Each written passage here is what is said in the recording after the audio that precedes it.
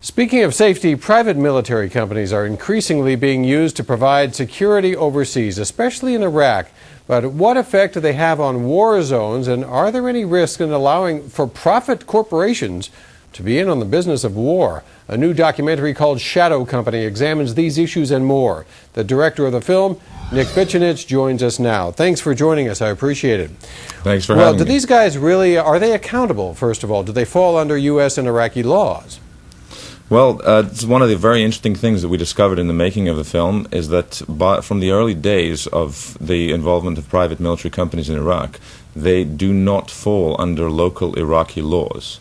Now, there are many other international laws that do apply to them, but this loophole was something that caused a lot of concern for various different lawmakers in the U.S., and it's one of the many things that we investigate in the film Shadow Company.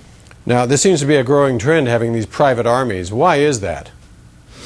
Well, as you can see, if you have a look at the film, the rules of war have significantly changed. The usage of private companies in warfare, private actors in warfare, is not a novelty. It's something that feels like a novelty, but even going back as far as medieval times or earlier, usage of mercenaries, if you wish, in warfare was an accepted form of combat.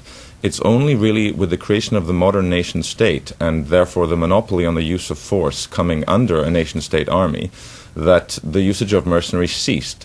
So nowadays, you'll see, the U.S. Army cannot go to war without the usage of private companies. There simply aren't enough troops to go around. What exactly do they do there? Do they actually go into combat, or are they simply force protection, a fancy security force? Private military companies in Iraq are usually used in a defensive nature. The overwhelming majority of their tasks are to protect individuals, or to protect convoys, or to protect static objects. Right. However, it's very difficult to distinguish between a defensive and an offensive role in warfare. Such a distinction is not made in the regular troops, and it's a bit of a gray area. Yeah, well, these guys are basically guns for hire. You use the word mercenary. Some of them may not like the word mercenary, but they do it for money. How much money do they make? It varies massively depending on the task and their skill level. If you're someone who spent 15, 20 years in the Special Forces or in the Navy SEALs, you, in the early days of the conflict in Iraq, could be pulling down about $1,000 a day. Now those $1,000 a day gigs have pretty much disappeared. People are getting maybe $500, $600. And that's if you're an American, very qualified Special Forces operator, former Special Forces operator. Now, your film is not going into widespread distribution, so how can people see it if they want to?